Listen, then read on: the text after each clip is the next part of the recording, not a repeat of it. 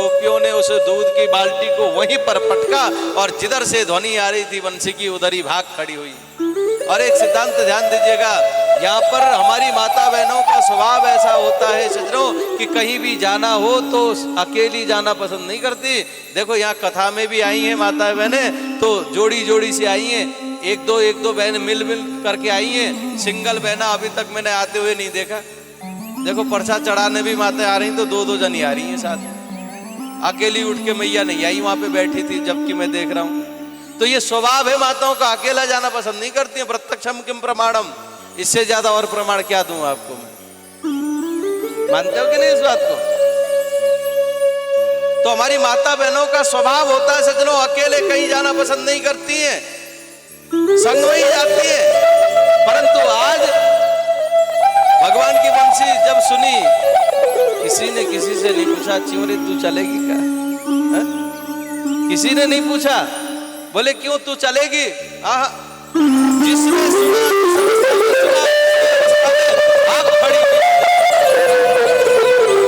और यहाँ पर लिम्पंत्यो कोई लीपा पोती कर रही थी, अंगराग लेपन सौंदर्य प्रसाधन लगा रही थी। एक आंख में काजल लगा लिया, दूसरे आंख में काजल लगाने को तत्पर थी सज्जनों। उसी समय वंशी की ध्वनि कान में सुनाई दी, उसी समय आंख खड़ी हुई, श्रृंगार रह गया धरा का धरा। एक में काजल लगाई, एक में काजल लगाई नहीं।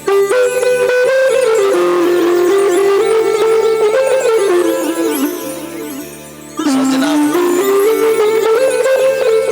आज जब सजना ने ही बुलाया है तो किस लिए सजना? भाग खड़ी हुई सजना।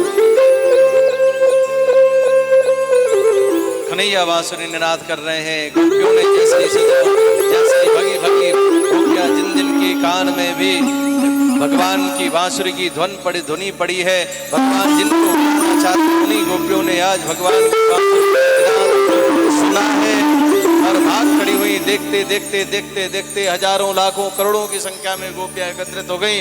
और जैसे ही कन्हैया मंद मंद बांसुरी निनाद कर रहे थे सजनों, जैसे करके भगवान ने देखा तो हजारों की संख्या में गोपियां सम्मुख में है। अब तो भगवान ने गोपियों को देख करके कहा, स्वागतम वो महाभागा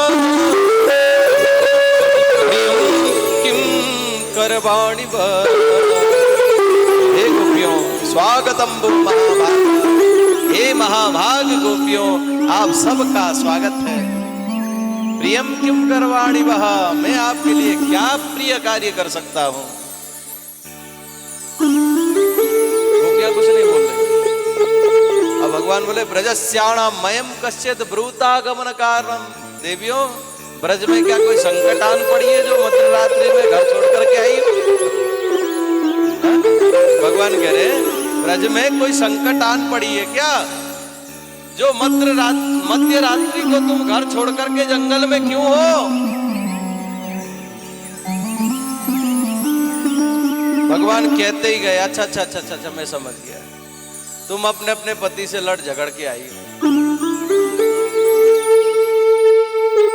भगवान ने कहा देखो देवियों, तुम्हें ज्ञात होना चाहिए पति तुम्हारा जैसा भी हो, लूला हो, लंगड़ा हो, बहरा हो, कैसा भी हो, दुस्सीलो, दुर्भगो, वृद्धो, जड़ो, रोगो, धनो, विवाह,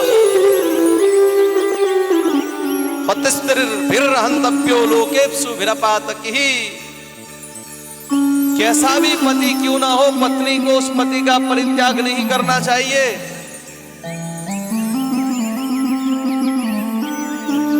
प्रीत रोग बस जड़ धनहीन, प्रीत रोग बस जड़ धनहीन, अंधपति के क्रोधी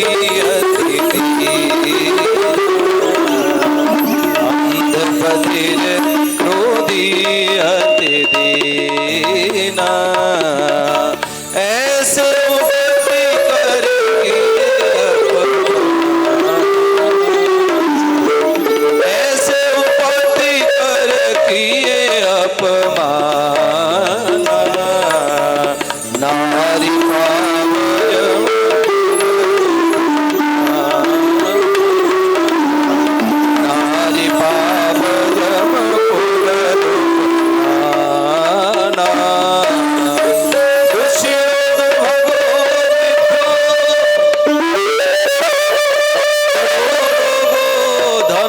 बा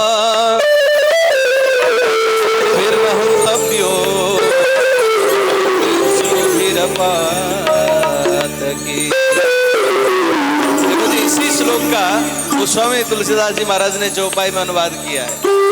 दुस्सीलो दुर्भगो वृद्धो वृद्ध रोग जड़ धनहीना, वृद्ध रोग बस जड़ धनहीना, अंध बधिर क्रोधी अति दीना।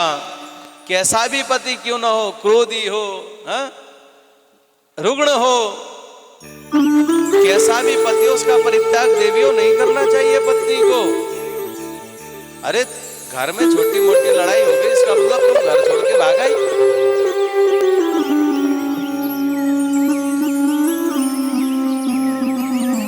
पति को परमेश्वर मानना चाहिए, मान करके उनकी सेवा करनी चाहिए। एक बात निवेदन करना चाहूंगा, यहाँ भगवान देवियों से कह रहे हैं, गोपियों से कह रहे हैं, पति को परमेश्वर मानो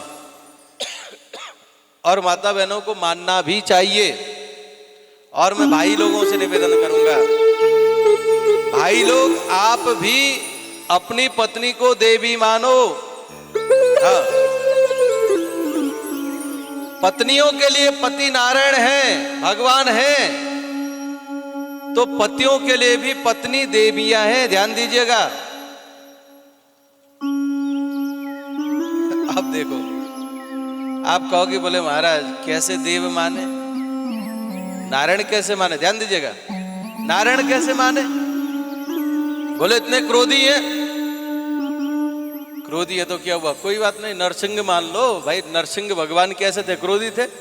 आपके पति अगर बड़े क्रोधी हैं तो कोई बात नहीं, भगवान तो वो है, पर नरसिंह भगवान मान लो, उनको क्या जाता है, क्यों? और बड़े भोले भाले सीधे साधे हैं तो राम जी मान लो, और थोड़े इधर उधर चलायमान है तो कोई बात नहीं, कन्हैया मान लो, पर भगवान तो है। और देवियों में भी ऐसे ही। बोले महाराज क्या बताएं, धुंधुली की तरह है, धुम धुम करोति धुंधुली, लोक वार्ता रता क्रूरा प्रायसो बहुजल्पिता शूर, शूराच अग्रे कृत्येषु कृपणा कला प्रिया, बिना झगड़े उसका भोजन पचता नहीं है, और ऐसे हर समय लड़ती है, क्रोध करती रहती है। कोई बात नहीं भैया, भद्रकाली मान लो, क्या जाता है, देवी तो देवी है ना। खूब उग्र रूप हर समय रहती है तो देवी तो देवी है, भद्रकाली मान करके। एक दूसरे कहने का भाव क्या है सजनों, भाई लोग अपनी अर्धांगिनी को देवी माने और देवी अपने पति को नारायण माने। देखो जी, दोनों हाथ से ताली बजती है कि नहीं? एक हाथ से बजा के दिखा दो, जो कहोगे सो करूंगा। एक हाथ से ताली बजा के दिखाओ, बजती है। अभिप्राय क्या? देखो जी, हमें एक दूसरे का सम्मान करना चाहिए, है ना? पति पत्नी का सम्मान करे और पत्नी पति का सम्मान करे। देखो जी, ये गृहस्थ की गाड़ी जो है ना, ये गृहस्थ की गाड़ी के हम दो पहिया हैं, दो पहिया ही बढ़िया रहने चाहिए।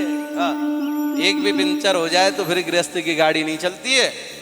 इसलिए एक दूसरे को प्रेम आदर के साथ में, सम्मान के साथ। भाई लोग ये न समझें माता बहनें दासी नहीं है, गुलाम नहीं है। हाँ, वो आपकी शक्ति है। गलत फहमी में नहीं रहना, समझदारी के साथ में प्रेम। देखो जी, प्रेम तो तभी होगा, है कि नहीं? हम ये कहें कि हम तो दुत्कारते रहें और हमें सम्मान मिले, संभव है क्या? क्यों जी, संभव है? बिल्कुल नहीं है। सम्मान पाने के लिए सम्मान देना पड़ता है। अगर आप चाहते हो मुझे सम्मान चाहिए तो मुझे दूसरे को सम्मान देना पड़ेगा। सम्मान देंगे तो स्वतः सम्मान मिलेगा। क्यों माता जी, गलत तो नहीं बोल रहा हूं? अजी गलत बोलूं तो बता देना, ठीक है? इसलिए एक दूसरे का सम्मान करें सज्जनों। इधर भगवान कहते हैं, समझाने लगे, अब उधर गोपियां क्या कहें? गोपियां बड़ी परेशान है। गोपियों ने कहा अब चलो कोई बात नहीं, इतना समझा रहे, सुन लिया। और अंत में गोपियों ने भी कहा, अगर कन्हैया आप आपकी अनुमति हो तो हम भी कुछ कहें आपसे। बोले हाँ बिल्कुल बोलो। गोपियों ने कहा, बोले कन्हैया ऐसा है, देखो एक बार एक पतिव्रता नारी जो उसके पति को कहीं विदेश जाना पड़ा था अर्थ कमाई के लिए। अब बड़ी पतिव्रता नारी थी, नित्य प्रति उनको जब तक भोजन नहीं कराती तब तक वो भोजन करती भी नहीं थी। अब पति ने कहा, देवी मुझे 2 वर्ष के लिए बाहर जाना है, पैसा कमा के लाऊंगा तब हमारी गृहस्थी चलेगी। भाई बिना पैसे के कैसे काम चलेगा, बिना पैसे का तो कोई काम होता नहीं। हा? देवी ने कहा ठीक है आप पैसा कमा लो, 2 वर्ष में मैं तो मर जाऊंगी। भाई आपको भोजन कराए बिना मैं कुछ खाती नहीं हूं, 2 वर्ष नहीं खाऊंगी तो पहले ही मर जाऊंगी, फिर पैसे कमा लो, फिर कैसी गाड़ी चला लो गृहस्थ जीवन की, मुझे कोई मतलब नहीं है। अब धर्म संकट में आ गए पतिदेव। बोले भाई जब अर्धांगिनी चली जाएगी है तो अब वो पैसे से क्या करेंगे। पर अब इसका मतलब भी ये भी नहीं है कि अब क्या करें, भाई बिना पैसे के गाड़ी भी नहीं चलती है, पैसा तो नितांत जरूरत है, आवश्यकता है। तो एक युक्ति सूझी उस पतिदेव को, एक मूर्तिकार के पास में गया और उसने अपनी मूर्ति बनवा दी, बढ़िया मूर्ति बना करके पत्नी को दे दिया। लो देवी अब इसको स्नान कराओ, नहलाओ धुलाओ, वस्त्र पहनाओ, भोजन कराओ, तब तुम जो है भोजन करो। अब तुम्हारा व्रत भी खंडित नहीं होगा और मैं भी धन कमा के ले आऊंगा, बस 2 वर्ष की बात है। पत्नी ने कहा ठीक। अब ऐसा ही हुआ सज्जनों, 2 वर्ष बाद जब पति धन कमा करके घर आया, जब दरवाजा यूं खटखटाया तो उस समय वो पति जो है ना वो मूर्ति की सेवा कर रही थी। पत्नी अपने मूर्ति रूपी पति जो पति मूर्ति दे गए थे, अपनी मूर्ति, उस मूर्ति की सेवा कर रही थी बड़े प्रेम से। अब वो दरवाजा खटखटाने लगा तो गोपियां कहती हैं भगवान से, बोले प्रभु ये बताओ कि अब उस पतिव्रता नारी का कर्तव्य क्या है, क्या करे वो। इधर पति की सेवा कर रही है, उसको भी नहीं छोड़ सकती, उधर असली पति दरवाजा खटखटा रहा है, उसको स्वागत करने जाए तो इधर पति की सेवा खंडित हो जाए, क्या करे वो। भगवान ने कहा, अरे पगलियो तुम्हें नेक थोड़ी सी भी बुद्धि नहीं है। अरे जब असली पति आ गया तो फिर उस नकली पति की सेवा क्या, उसको एक तरफ रखो और पति का वेलकम करो, दरवाजा खोलो। गोपियों ने ताली बजाई, बोले भगवान हम यही तो सुनना चाहती थी आपसे।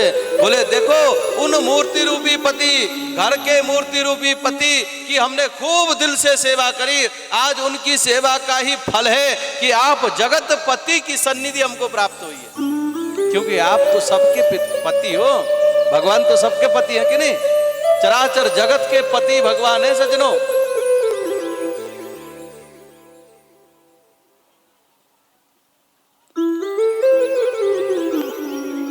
तब गोपियां कहती हैं भगवान हम सब कुछ छोड़ करके आपके चरणों की शरण में आई, हमारा परित्याग मत करो।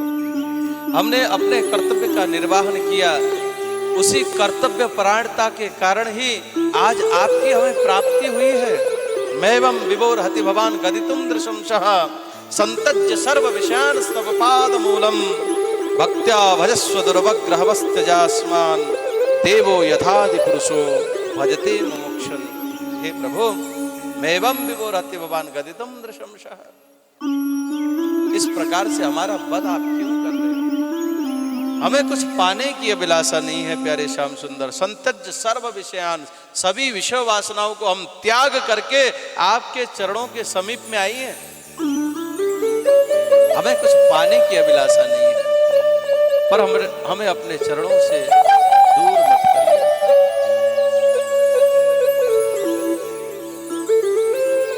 भगवान इसके उपरांत भी कहते हैं, बोले देवियों ऐसा है तुम चली जाओ अपने अपने घरों में। अब गोपियों ने कहा कि हमारे पैर जो हैं चलने वाले हैं, हमारा मन आपके पास में है, तो पैर चल करके घर की तरफ जाने को तत्पर ही नहीं है, राजी नहीं है। हमें ले जाने वाले पैर हैं, हमारा मन आपके चरणों में चिपक गया, अब हम जाएं तो जाएं कैसे, हम तो असमर्थ हैं। भगवान ने कहा कि कोई बात नहीं, मैं अपनी माया से तुम्हें पहुंचा दूं। गोपियां कहती हैं पहुंचा तो दोगे श्याम सुंदर, परंतु घर में जाकर के क्या करेंगी? संसार के काम मन से होते हैं, मन तो तुम्हारे पास में है। चित्तम सुखे न परितप भवता परितम गृहेषु यन्निर्विशेष सत्युत करार वपि गिर्र कित्थे हैं।